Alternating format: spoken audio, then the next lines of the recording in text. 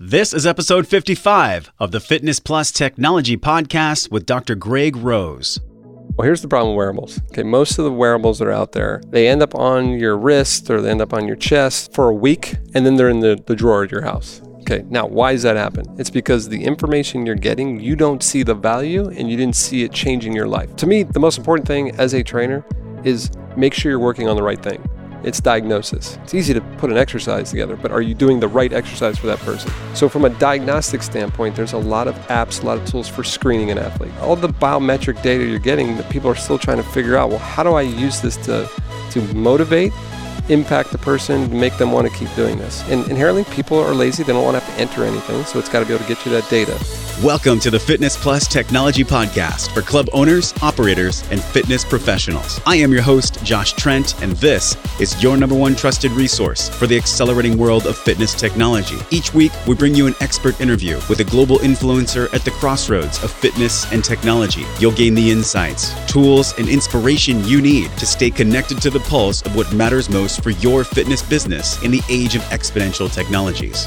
On episode 55, get ready for a compelling and insightful conversation live from Titleist Performance Institute in San Diego with its co-founder, Dr. Greg Rose, a pioneer in three-dimensional biomechanics, strength and conditioning, and an expert in fitness technology. In this podcast, we're taking a deep dive into the success of TPI and its impact on the fitness industry as a whole. If you're a fitness pro or operator that's been curious about technology, apps, and movement screens to deliver better results to your clients and revenue to the club, you're going to enjoy this thought-provoking show. Over the past 17 years, Greg has helped thousands of golfers of all skill levels reach peak athletic performance. His cutting-edge research-based form of functional training combined with golf-specific motor learning drills have made Greg one of golf's top strength and conditioning professionals. Greg has also been an integral component in the creation of Jugamos Todos, a program developed by TPI Sports working in conjunction with the Mexican Ministries of Health and Education, along with the support of the Mexican Football Federation, by launching this physical education program deployed across the country's elementary schools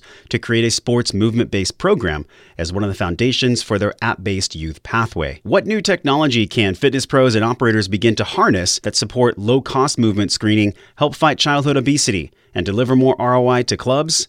The answer to that question and much more takeaways for owners, operators, and fitness pros in this episode with Dr. Greg Rose. Josh Trent here sitting with Dr. Greg Rose. We are at the Titleist TPI Training Institute. Thank you so much for joining me on the podcast. Thanks for coming. You know, you didn't get into golf right away. You were an engineer first. A lot of people know you, a civil engineer. A lot of people know you as really the leading edge, one of the world's specialists in golf and performance. I didn't even play golf until I was in college. You were an engineer. Tell us the backstory quickly here. I started civil engineering. I used to say, I used to build homes, build houses. So I was structural, building homes. And it was what my family did. My dad was in the land development business, and it was like, hey, if you're going to help our business, it would really help if you were an engineer. So I was like, okay, Dad, I'll take one for the team. I'll go become an engineer. And literally the first year, I was put on a job site working for this engineering firm, and the job site was on a golf course. And we got put on this golf course, and I was talking to the superintendent. And the superintendent was like, do you play golf? And I was like, no, I never have. And he's like, you need to learn how to play golf for this business. It's going to be, for business networking. So, I always say in the golf world, there's there's two types of people you're going to find in the golf world. You try golf, you love it, you become addicted. There's no in the middle. It's either you become addicted or you try golf and you hate it and you never want to play again. So I decided, University of Maryland, where I went to engineering school, had their own golf course. And I went out, played 18 holes, and I was like, this is the greatest game ever. I'm like, I love it. I suck, but I love everything about it. And I went to the head pro there. His name was Ronnie Scales at the University of Maryland. And I said, Ronnie, I'm an engineering student, never played golf before. I love it. I would love to play a lot, but I can't afford to play a lot. But I've got 2 days a week that I can work. I'd love to work here if I could play for free and you don't even have to pay me. He hired me on the spot, and I was the guy that picked up the range balls. I drove the tractor on the range and picked up the balls. So I was the target at the University of Maryland. Wow. And it becomes really easy to get good at golf if you play every day. And I was playing every day, and literally within 2 years became a scratch golfer. I had progressed from the range to the starter. And I was basically the person who starts people off on the tee. One day, after it's like 3 months playing, we're walking down the fairway, and this one guy looks at me and he goes, so what do you do, Greg? I never even asked you. And I'm like, I'm an engineering student. He's like, oh, that's cool. He goes, you like it? No, not really, what I said. And he's like, what do you mean? I'm like, it's just not my thing. And he goes, well, why are you doing that? And I'm like, well, it's kind of too late. I'm like 19, right? And I'm like, he's like, what do you mean it's too late? He's like, you're like a kid. And then I'm like, well, it's kind of with my family. And he's like, Greg, you got to do what you love, man. That's if anything I've learned in life, and he's in his 50s, he was like, you got to do what you love. And dude, you're a child. You can change whatever you want. And I was like, yeah, but I don't even know what I love. And I was like, it's hard to know at that age. That's very hard, right? And I always tell, I have a daughter, a 16-year-old daughter. I'm like, you don't need to figure it out at first, but just be open to when you see it, it's something you love. And I said to the guy, I'm like, well, what do you do? And he was like, well, it's funny. All three of us are chiropractors. And I'm like, never been to a chiropractor before. And he was like, hey, and by the way, if you're in the chiropractic world and you meet a kid who doesn't really know what he wants to do, you do one of two things. You either try and turn him into a chiropractor or you try and turn him into a patient. Okay. I couldn't tell what he was doing, but he was like, hey, you should come to my office and come check out what I do. And I don't know why I did it, but I did it. I went in and I watched them. I didn't get treated. I just watched them and I was like, man, this is really cool. I really like the health aspect. I'm like, the people that love them are here all the time. If they don't like them, they never come back. I'm like, this is beautiful, right? So make a long story short, I added a 5th year at Maryland, graduated with engineering and a minor in pre-med, and went off to chiropractic school. Went from Washington, D.C. to Iowa. It was a culture shock, and basically became a chiropractor, and came back to Washington, D.C. in Maryland, opened up my first chiropractic practice. And when I opened it up, back to that advice that guy Keith gave me back in the University of Maryland, you got to do what you love. When I graduated, I was like, wouldn't it be awesome to be a golf chiropractor? I'm like, I love golf. And that wasn't really a thing back then specifically, right? Zero. So do you feel like you created that niche looking back? Well, when I started, people were like, what are you doing? Like that, you will go bankrupt. And I'm like, well, isn't that what the eye doctor said when he said, I'm just going to go work on eyes? I was like, what, if it doesn't work, I can always go be a regular chiropractor. But if it works, imagine how fun this would be. Oh my gosh, Greg, thanks for sharing this story, because I see really just how much investment, just energetically and just space-wise, you have here at this beautiful facility here, and everything you represent. What would you say that the core ethos of this facility, of TPI, actually is for people that are listening that might not know? So basically, we have 33 acres of golf paradise here. In 2003, Titleist, the golf company, asked if we would take care of all their players worldwide. And it was something, I built this golf practice, became a specialist, worked with a lot of players. And Titleist, I always say that golf and Formula One are the two best sports. I'm involved in a lot of different sports, but golf and Formula One, I tend to put the most science and research behind what they do, because they're not like an owner doesn't own the team. It's a manufacturer, and they like to put, like, Mercedes is with the McLaren team, and Titleist is with the golf. So they put money into developing products and for research. And the CEO of Titleist was like, the way I see it, if we can make people play more and play longer, it could be billions of dollars to our industry, because the average golfer loses 5 to 6 golf balls every time he plays. He's like, if we could just increase the amount of time they play every year, he goes, we own over 50% of the ball market. It's billions of dollars. What can we do? How can I help? Yeah. His name is Wally Uline, just a brilliant man, and basically brought us in here. We created this 33-acre testing science facility, which is basically everything we learn. He was like, tell the world. A lot of organizations, like, if we learn it, we're going to keep it inside. He's like, no. I want everybody to know so that people play more, play healthier, play longer. And we've created the world's best research development center for golf, but it's turned into one of the, I'd say, premier research testing facilities for rotary sports. And there's hard to name a sport that's not rotary, by the way. Man, we're going to talk about so much in regards to fitness and technology on the podcast today. What did you say your passion is around tech? I mean, we see that you're one of the early implementers. You're really the pioneer when we look at this 3D body motion capture. Tell people what that is, the 3D motion capture, and also why you're so passionate about that. I think it's the engineer that never left. I think so, yeah. But basically, I've always been I wanted to know why. Engineering, they tell you teach how to think, right? And it's like step 1, step 2. And if somebody's doing something, I want to know why, and I want to put it into a system. So when the athlete comes in, one of the things we can do is we can physically screen them. We can look at them, see how their body works. But it's more important, in my mind, to not only just physically screen them in a gym, but to see what they're doing in their sport. And back in the late 90s, mid 90s, when computers weren't as powerful as they are today, it used to take a lot of effort to be able to analyze somebody's biomechanics. And now, as the computers have got better, technology's got better, we are definitely one of the forefronts on here trying to figure out how to capture human movement data and give it in a meaningful way that implements into the gym or into their coaching programs. And now, we write software for a lot of the motion capture companies out there, but if there's a sensor or a camera that helps us understand movement, I'd say we're involved in some way. The piece you showed me outside, there was this mat with a long green in front. Tell people how you actually do this. Some of the types you have for measurement have wires, some don't. What are you actually measuring in this 3D motion? If I say the basics of what we do on every player, and there's obviously a lot of advanced stuff, the basics we do on every player, we do a physical screen, And part of the physical screen is done under motion capture, which we'll get to in a second. We do force and pressure. So we actually look at the ground force reaction. What they're standing on, they stand on what's called a pressure plate or a force plate. It gives us what's happening with the ground because that's where you create all your energy. So we like to do that. We use basic 2D video cameras just so we can see what's happening on there.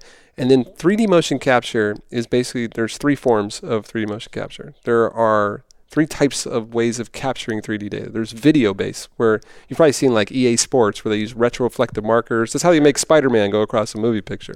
We have 2, they're called optical motion capture systems that use infrared. We have 2 of those here at TPI. Then we use one called electromagnetic. Electromagnetic uses it like an MRI. It has a magnetic field, and we have sensors that we put on the player, and we can track the player anywhere they move in the magnetic field. That's actually my favorite. It has the least amount of error, and it's the fastest, quickest. And then there's another one called inertial sensors. And inertial sensors are the wireless ones. And a lot of people, your phone has inertial sensors in it. Sure. So there's a lot of information we can get from inertial sensors that can even help in practice and feedback and stuff like that. And so we have all 3 of those capabilities here. And a lot of fit pros that are familiar with, capture or different apps where you can check maybe a gait pattern or, spinal, if you're flexion extension. How would you say that your advancements in tech are really driving the athletes when we look at 3D? Well, first of all, it makes the trainer understand really what's happening. Sometimes you can see it, sometimes you can't. In motion capture, we can actually see how they generate energy and how they transfer that energy through their body, which is very hard to see by the naked eye. And then number 2 is we can help the student or the athlete feel good versus bad. So like the sensors themselves can be used for feedback or guidance, where it can vibrate or make noise if you're not in the right place, just to get them that feel, and then we can take it off and as they learn.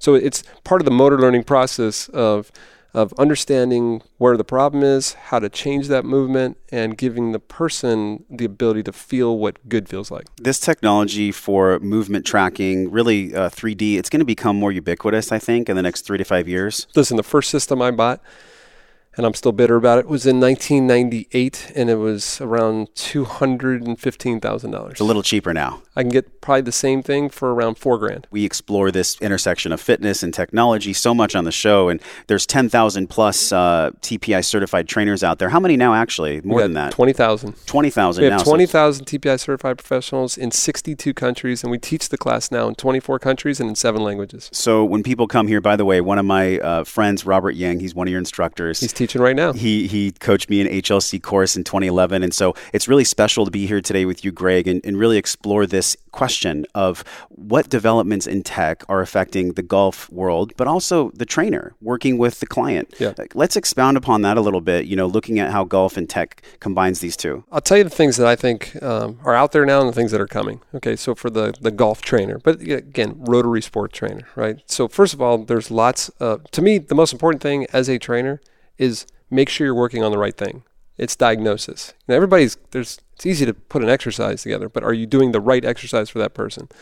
So from a diagnostic standpoint, there's a lot of apps, a lot of tools for screening an athlete. So we can basically take an athlete, we can use either the video on the video camera, and sometimes some of the apps now can actually measure just by using like some of the Connect or 3D technology, or you can just manually enter the screens as they go through it. And then once that information is entered, it gives you a global picture. Instead of just looking at their shoulder, it gives a global picture of their movement. And the app and the technology allows you to see that a little bit better. And once you have the screening information, we can now build workout programs that not only we can implement in the gym, but they can take with them on their phone and they can implement it at home. Getting the patient or the client to stay engaged is the key. That's the key in fitness, right? For everything. For everything. It's like, if compliance is everything, if you build a program for somebody and you build it for 1 hour and they go, well, I only have 15 minutes, you're a horrible trainer. You should fit into their life, right? If they only have 15 minutes, you should build the best 15-minute program. And remember, exercise is addictive. All you got to do is get them addicted, and then they'll ask for more, right? Yeah. So these things now we can actually put in, like when we interview them, the apps will say, how much time does this person have? You say 15 minutes? It's not going to give you an hour program. It's going to give you a 15-minute program, right? Because that's what this person can do. So it's kind of like your backup, person monitoring your program to make sure you're doing it right. And then, so there's these screening apps, and then build workouts, send the workouts to your clients. Your clients can follow along. And that leads to the whole distance training world.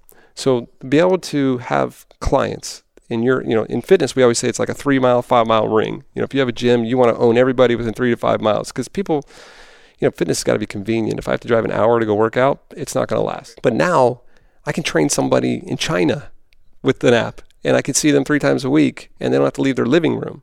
That's a big deal, right? Now, I think that world is just slowly starting to grow, but it ain't going anywhere. It's getting better because I can show you some of the augmented or virtual reality systems that literally, it's like you're there. Like you're their trainer, you're in their living room, they're interacting with you. It's unbelievable how real it is. And we're at the tip of the tip in regards to technology. I mean, some of the things you're mentioning, AR, VR, we discussed a little bit outside. What can the gyms, small, medium, big box clubs learn from Titleist, learn from what you guys are doing here that they can kind of take a breath on, Greg, and really start implementing in their facilities? And they already are. So basically the things that I think they would learn from what we're doing. Number one is that, like I said, diagnostics is everything. So when you go into a gym, I don't think people want to just have generic workouts anymore. They don't want to have, there's the workout on the board, we're all going to do that. Now, group training is way more fun than individual. It's also got social contagion.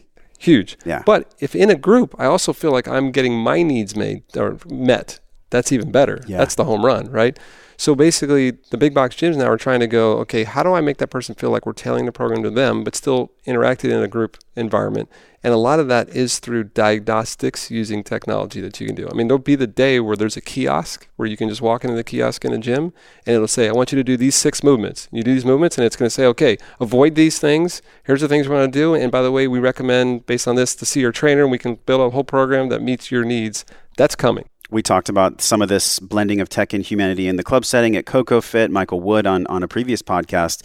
But I think about education for fit pros. What do you think is the next edge? What's the next level for how do we implement wearables and machine learning and just this technology aspect into training? NASM has a behavior change course. We don't see the integration of wearables into that course yet. Well, here's the problem with wearables. Okay, most of the wearables that are out there, and everybody knows a million of them, they end up on your wrist or they end up on your chest for a week, and then they're in the drawer at your house. Exactly. Okay, now why does that happen? It's because the information you're getting, you don't see the value and you didn't see it changing your life, right? Or you're like, okay, I know my heart rate. What do I do about that? Or all the biometric data you're getting, people are still trying to figure out, well, how do I use this to motivate, impact the person, to make them want to keep doing this? And inherently, people are lazy. They don't want to have to enter anything. So it's got to be able to get you that data. So to me, I think that's where these companies have struggled. They've struggled connecting the dots from the information we're getting to something that I can do every day. So it's like, I gave you this great tool, but I didn't give you the implementation part of this, of like, once I have this data, what can I do with this? And I think you're going to see is the gamification world is going to come in. So now we're going to have these biometric data, and it could be your phone that's doing everything. But then it's going to say, how do, like you said, change psychology? How do I get motivated? Yes. How do I motivate the client to do something? I think you're going to start seeing a lot of gamification apps where, like Pokemon Go is a great example of this. Using augmented reality to get kids to go out there and do something to move, right? I don't know if we want them, running through the neighborhoods and yes, stuff. We don't want them on the freeway. But I think it's like, hey, if my health monitor engaged with some type of activity that I think is fun, that I would do every day, and based on that data, it was telling me to do different challenges and things where I can earn and level up and all these types of things, I think the kids are going to flock to that. And I think everyone's tuned into, WIIFM, what's in it for me radio. Everybody wants to know, like, what do I actually get from receiving information from a wearable? Isn't that what matters? That's the absolute best report card, right? Yeah. So how is this going to elicit long-term behavior change? And I think that's what the fitness industry as a whole right now is trying to figure out. If I measure your sleeping, I measure your heart rate, your sweat, blah, blah, aren't you going, how's this help me? Like they're like heart rate variability or some of these things. You're like, oh, that's cool. What do I do now? And is that good or is that bad? They don't even know if it's good or bad, right? So again, what we did is we created all these tools to get you information about your body, but there was nothing to do with it. So everyone was like, oh, this is cool. Here, where's my drawer? I'm going to throw it in the drawer because what am I supposed to do now? Wow, this is great because it's really the bridge between, we have this data set, we have the long-term behavior change. In the middle, there has to be a certified professional. So think about behavior change. Like we talk about the elephant and the rider. Have you heard the book Switch? I don't know if you've ever... I've heard of the name. I don't know the story. Share with us the story. The book Switch talks about change psychology. If you're going to make somebody make a change, that there's 2 parts of you. There's this emotional and rational part of you. Like if I say, listen, Josh, you got to lose 20 pounds, right? Your logical brain will say, yeah, it'll make me live longer, I'll look better, blah, blah.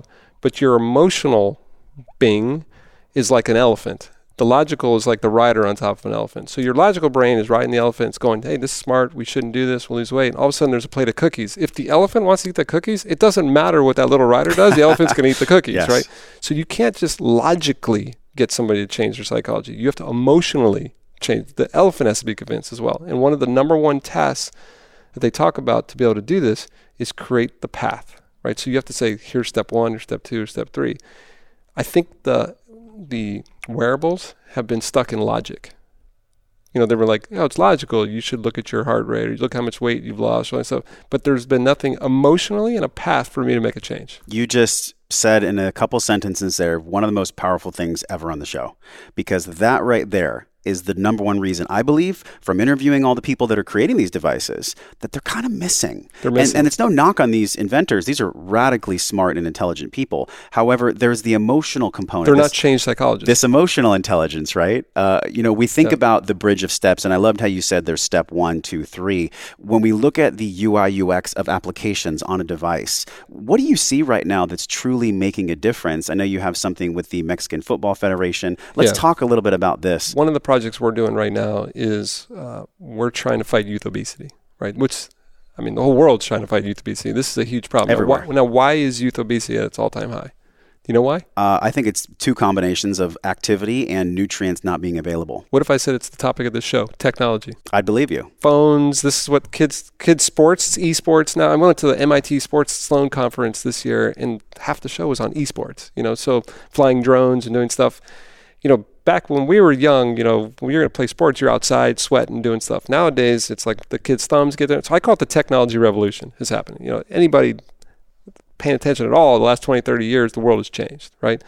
I think it's hard for kids to, and back when I was young, we would come home from school and then we would go out and play with the friends, and when it was dark, we knew we had to be home. I don't even think that happens anymore. That was your alarm to go back. Yeah, I don't even think that happens anymore. Yeah.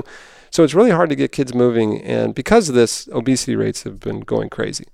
Now, Mexico is number 1 in the world for youth obesity. Australia, believe it or not, is number 2, and the United States comes in at number 3, right? So one of the things that we went to is we looked at our world and we looked at sports, and we were like, I wonder if we could help make a dent in this, because back in the day, I really believe sports was one of the things that kept kids active, right? Because they were going to, now it's like, if you're not an elite, you're not really playing, and there's this early specialization, and I don't know if you've been to youth sports out there right now. I used to train youth sports at UCSD for a while. So you saw it all the time. Yeah. I mean, the parents and the coaches and the whole thing, the world is just crazy, right? So we said, how could we change this? How could we make a difference? And one of the things we looked at was all different sports that were actually working, sports that actually kept kids engaged, kept doing, and there's not a lot, by the way. And one of them, believe it or not, that at least gets kids excited, sets a path, puts kids on a pathway not based on their age, just based on their abilities, is martial arts. Think of martial arts. Martial arts has, if you walk, let's say I'm 50 years old and I walk in with my 16-year-old daughter, we're both white belts. Yeah. Right? Doesn't matter what your age is.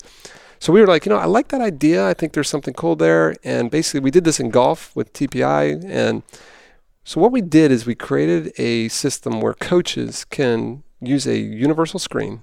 So the coach comes in, let's say you're a soccer player in Mexico, you're 8 years old. You go in, your coach screens you.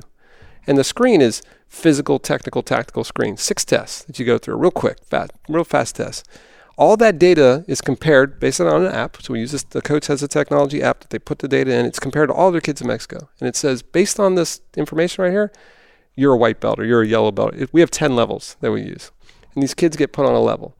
And now, okay, that's the logical. That's the logical person. You're now level 3, so who cares? What's this? Sure, the elephant's still there. Elephant still doesn't know what the hell's going on, right? So, and that's a problem martial arts has too, is we got to figure out how do we motivate them to get to your orange belt, to get to your yellow belt. So what we did is we created an app for the kid. So now the kid gets a little notification saying, congratulations, you're now part of the Mexican Football Federation's youth pathway. Like imagine if you're at Greg's Basketball Academy and you tell your friends, hey, I go to Greg's Basketball Academy. Is that cool, or would you rather say I'm part of the junior NBA? You know what I mean? Like that has a nicer ring to it. Yeah, so we're using, not that Greg's Basketball Academy is not cool, Greg's basketball is pretty cool. Yeah, but junior NBA I think is cool. So same thing in Mexico, if they say I'm part of the Mexican Football Federation pathway, they log into this app, and they see that they're level 3. They learn about this pathway, and they learn why they're level 3. and it gives them games and activities they can do that helps the coach develop them. And as they do these activities, it's like, okay, you need to go do this. They say, I want to go practice. And it says, what equipment do you have? How many friends are you playing with? And you put all that in there. It has all your data that the coach screens you on. And it says, okay, right now you need to work on dribbling and speed. And what it gives you some activities you can go do right now. And as you go do those activities, you log the information and they earn rewards. They earn things like stickers and emojis and digital trading cards and coins and things that helps them intrinsically motivate, right? And it gets the kids moving outside of school, outside of their sports program, but it everything is kind of, I say this gamification because a lot of people are trying to do gamification, but if gamification is done right, it is one of the most powerful elephant motivators.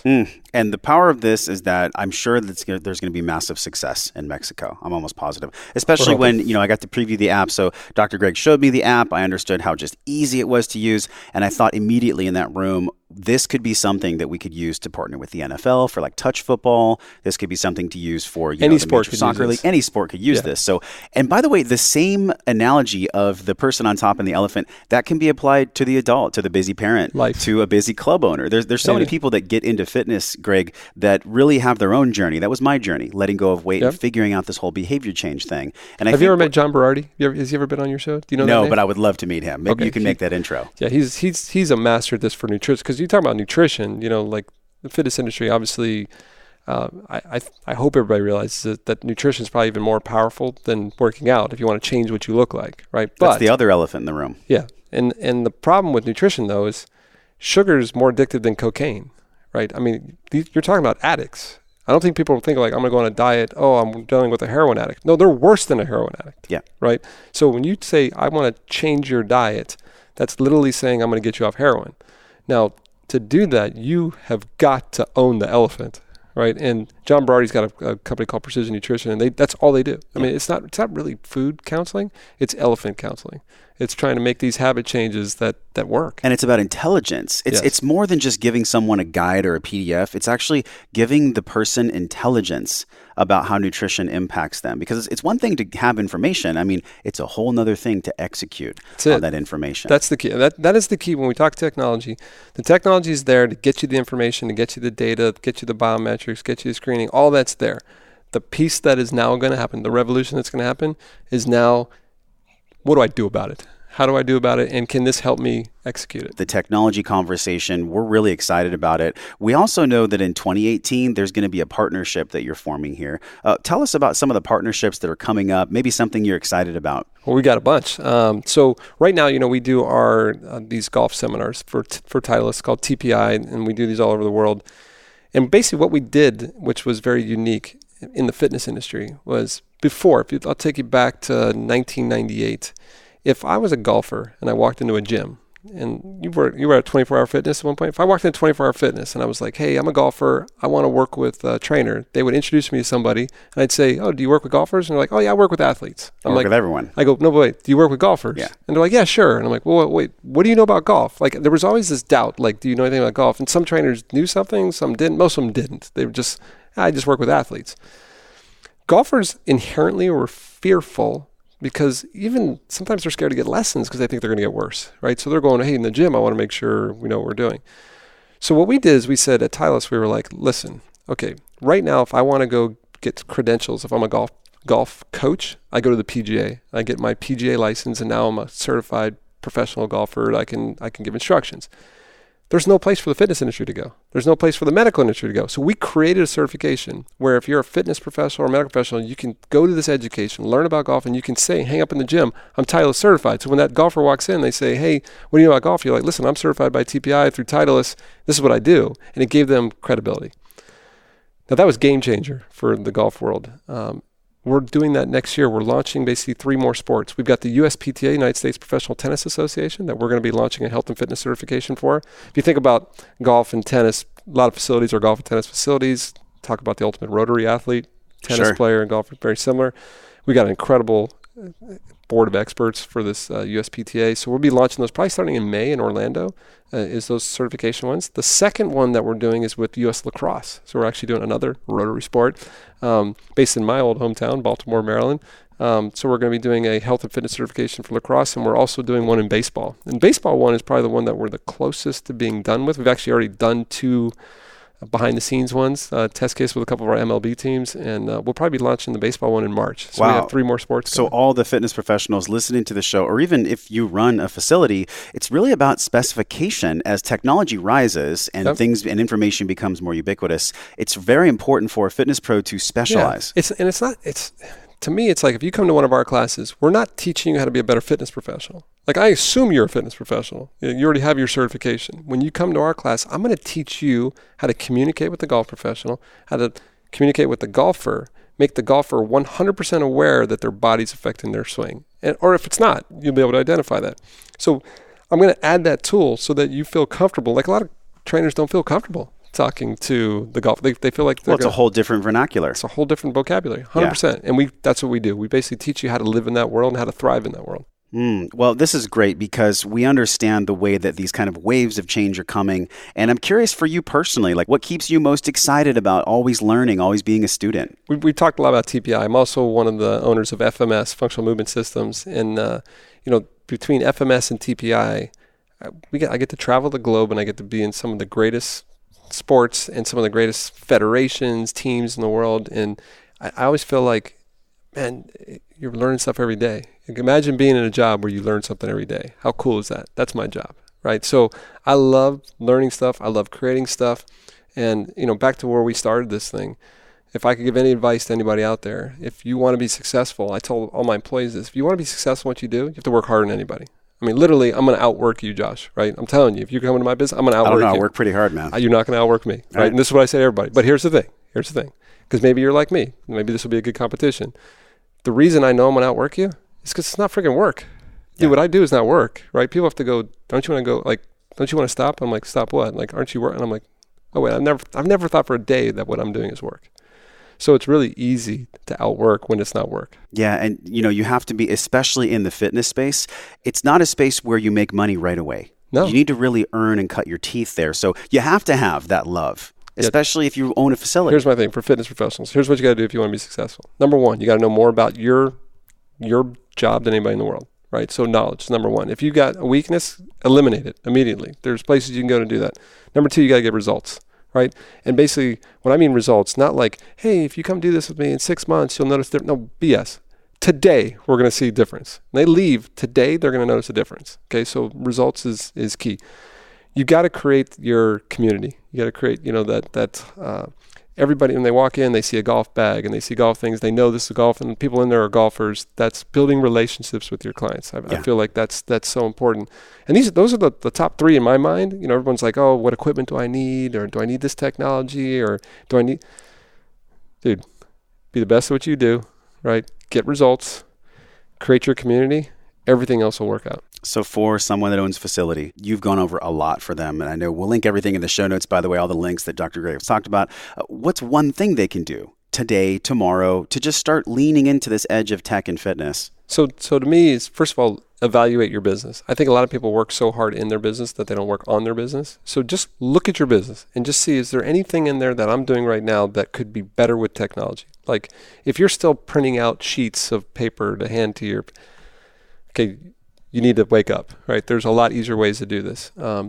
Your cell phone, start using all the power that's on the apps in your cell phone. To be able to take somebody, video what they're doing, package it really easy and send it to them in less than a minute is something that the best trainers do right now, and people appreciate that.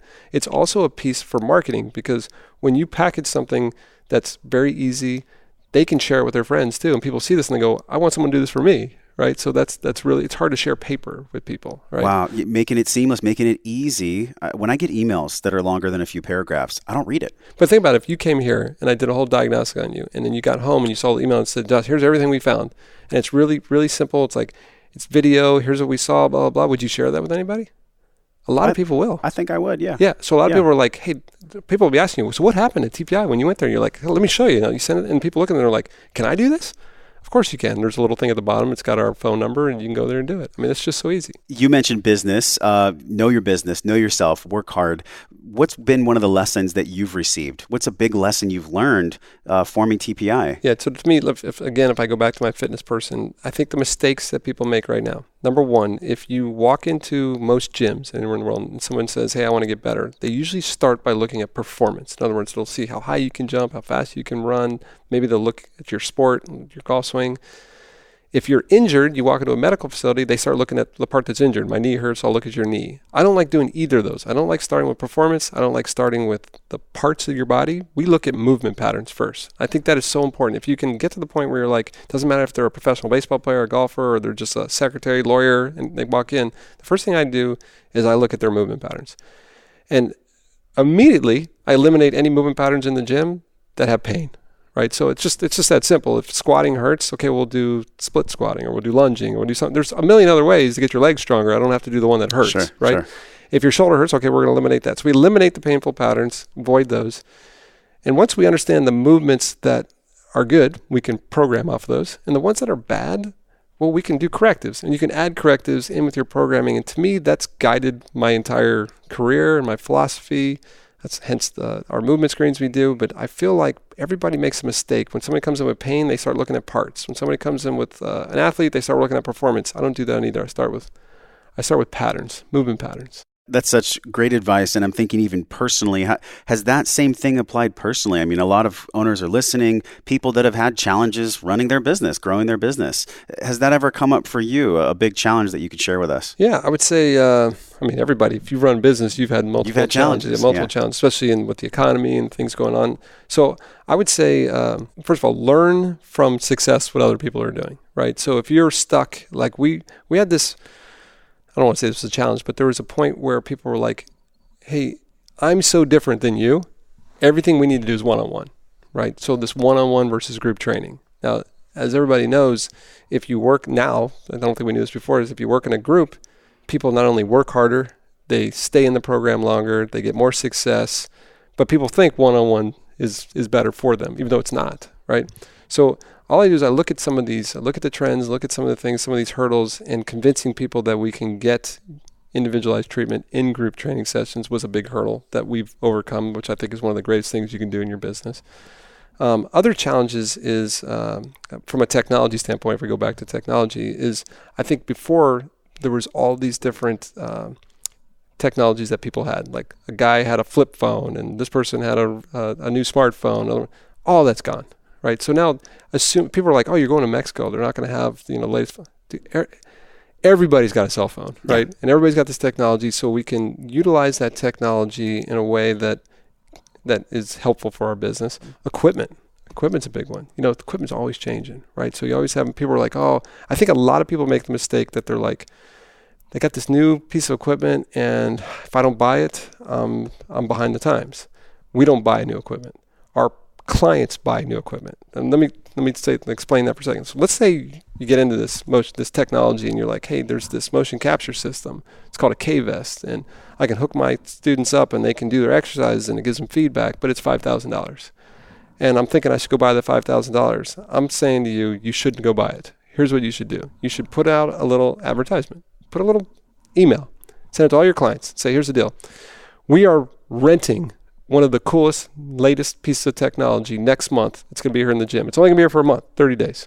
It's called a K-Vest. It's motion capture. We can get some data from you. You can train on it, blah, blah. And the session is $100, whatever it is, right? Sure. We only have 50 sessions or 500 sessions that are available. You send that out. If 200 people say, hey, I want to do this, and they sign up, well, you basically take that money that they registered for that month. You do all the screens, and after you're done, that month, you email them and say, it was such a success, we decided to buy it. You didn't buy it. They bought it. They paid that $100 and 50 people, okay, I'm going to take that money, I'm going to buy my K-Vest. If you send out an email and you say, we got this great new equipment, this great new technology that we're bringing in, and 2 people call you and say, hey, I'd be interested, the last thing in the world you should be doing is buying that technology. It's probably not a good idea. It's probably not a good idea. You probably should be using money more to market your business and do stuff like that. Well, Dr. Greg, thank you for just sharing your wisdom here and for founding this center, not just for people that are pro athletes, but just humans that want to move well, humans that want to do sport and live their life well. And my last question for you is at this intersection of fit and tech again, and it's the possibility. So we know that technology can meet the bottom line for clubs and for fit pros, but how do you also see it impacting global health at the same time? I don't think anything has more power to impact global health than technology. I mean, like I said before, I think there are places that are some of the poorest places in the world, and I still look and they have a cell phone, right? They still figure out a way to communicate and connect. So information is king, right? A lot of people just don't have the information, right? They just don't know, right? Like FIFA did a campaign about malaria with some of the players, and they put it out there, and it reduced it like 80% in some of the markets they did. So I feel like technology is something that has, in a weird way, like we talked about, has created an obesity problem. But if we start getting creative and start using this as, hey, people are engaging with this tool, so let's use the tool to help educate and motivate people, it can be one of the most powerful things that's ever happened on this globe. Well, I've so enjoyed this conversation. If you have any questions for Dr. Greg, you can leave them in the comments field. You can also leave us a podcast review. Just tap your phone, scroll down, ask Dr. Greg a question. And if you want to learn more, you can go to mytpi.com. Functionalmovement.com as well. So over there. And then as we launch those other sports, you'll be able to see it on MyTPI. Excellent. Well, this is Josh and Dr. Greg signing off here from San Diego at the TPI Institute. We'll talk to you soon. When we understand the next level of results-driven fitness tech, diagnostics become everything. Greg shared in our podcast that screening with the right technology first and programming second will create optimal results and help to support the best movement patterns in our clients. There are many technology apps, devices, and ways to screen an athlete in both golf and general fitness out there, and exercise prescription and periodization should only come after effectively screening the athlete or the client. Greg believes that over the next several years, we will see a unique way to tailor exercise programs to the client through a kiosk in the club that screens for movement. With exponential growth of fitness technology, this screening capability and quality assessment tools will become even less expensive and ubiquitous in the industry, which will lead to an increase in personal training packages and member engagement. With youth obesity at an all-time high, Greg sees technology as one of the causes of the problem, but also simultaneously the answer and the solution. The specialized app created to help Mexico's youth is just a first step on the path to using technology as a powerful tool to move the needle back to health. We are becoming more clear every day about the fact that in an age of technology revolution, it's really hard to get kids to move. So if we want to win the battle against childhood obesity, we must use smart technology to do so. Thank you for listening to the Fitness Plus Technology Podcast. Here's a quick message from Brian O'Rourke. Hello, everyone. This is Brian O'Rourke. Thanks for listening to the Fitness Plus Technology Podcast. I also want to extend our thanks to Josh and the many, many wonderful professionals who've contributed their time and expertise for free for the health club and fitness industry at large. Wouldn't you like your fitness brand, product, or service to be featured on a podcast like this? I know I would. And that's why the Fitness Industry Technology Council, myself, and our companies like Moon Mission Media, Videri Ventures, and Vertimax, among others, have been underwriting the podcast for the last 9 months. Check the show notes for details and consider becoming a sponsor. It's a great way to reach thousands of industry professionals in the fitness and health club space and be a part of educating people on technology adoption and all the opportunities it's going to provide. So please consider joining us here at the podcast, and we look forward to the many series of podcasts ahead. Thanks so much.